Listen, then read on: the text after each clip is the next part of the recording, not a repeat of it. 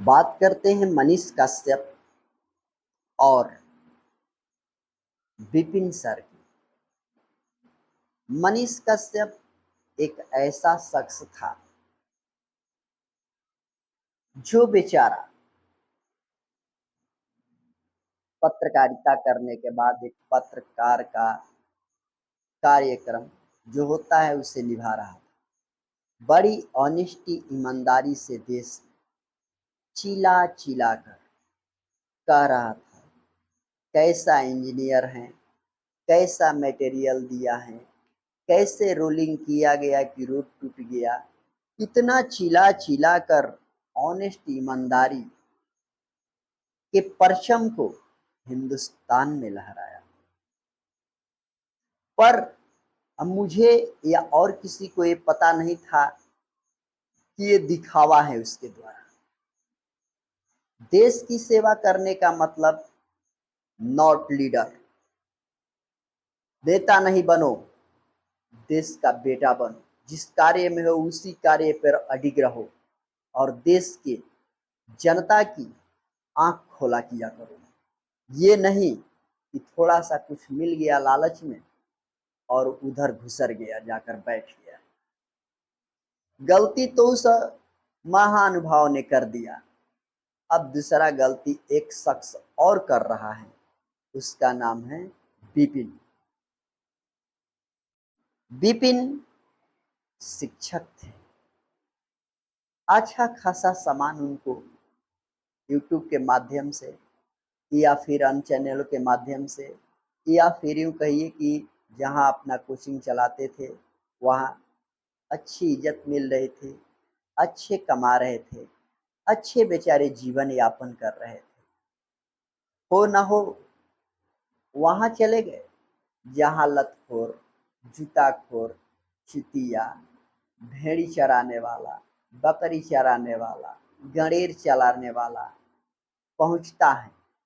उसी की श्रेणी में विपिन सर भी चले गए। अब इस समय आगे लिखते हैं विपिन मुखिया। जी हाँ, अब वो मुखिया हो गए। पहले तो मैं नहीं जानता हूँ कि उनके पास गाड़ी थी या नहीं।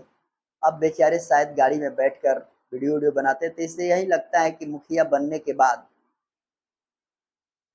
कुछ चुराया लुकाया होगा, जनता की जेब कतरा होगा और गाड़ी खरीद कर बैठ गए, वीडियो बनाना ऐसे शुरू कर दिया। अब वीडियो बनाकर डालते हैं। एक को जिस पे रेलाई कर किए हैं विपिन काश्यप, मनीष काश्यप पर रेलते रह गए। वो बेचारा चुप है कि लगाए हुए हैं, जो नहीं बोल रहा है इसके मुंह में अंगुली किए हैं। एक निर्लजता की हद होती है जिसको आप विपिन सर पास कर गए हैं। उस निर्लजता को अपनी, अगर आप में थोड़ी सी भी शर्म होगी तो आप ये सब कर्म छोड़ दीजिएगा।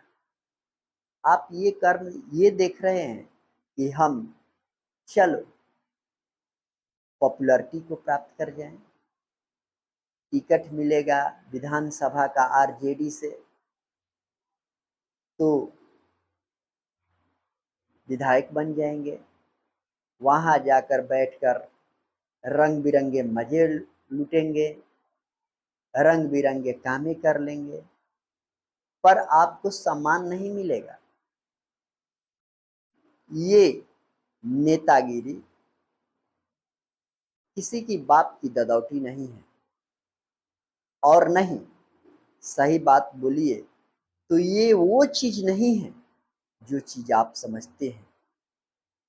सत्य का पारखी बनकर जो लीडरई करता है वो मनुष्यता की प्राप्ति करता है। इस जीवन में नहीं, हर जीवन में उसके कर्म उसके साथ जाते हैं। ये सनातन धर्म का नहीं, ये पृथ्वी जो है जिसे आप पृथ्वी करते हैं इसे कर्मलोक कहा गया है। यहाँ की ये नीति है। 84 लाख जोनियां, आप तो कम पढ़े लिखे लगते हैं। 84 लाख जोनियों का विवरण है। बुरे कर्म का फल बुरी जोनियों में जाता है। आपको पाना पड़ जाएगा। आप तो स्वयं लगता है कि पढ़े लिखे हैं या नहीं हैं, ये पता नहीं है। खूब झाड़ते हैं विपिन सर, वो हैं विपिन सर, ये हैं, ये चेला छोड़ा, वो चेला छोड़ा, यहाँ तक पहुँचाए, वहाँ तक पहुँचाए। अपनी बड़ाई अपने मुख से अच्छी नहीं लगती है। मैं यही चाहूँगा कि आप अपने पूर्व जगह पर लौटकर अपनी मान मर्यादा और सम्मान को बचाइए। धन्यवाद।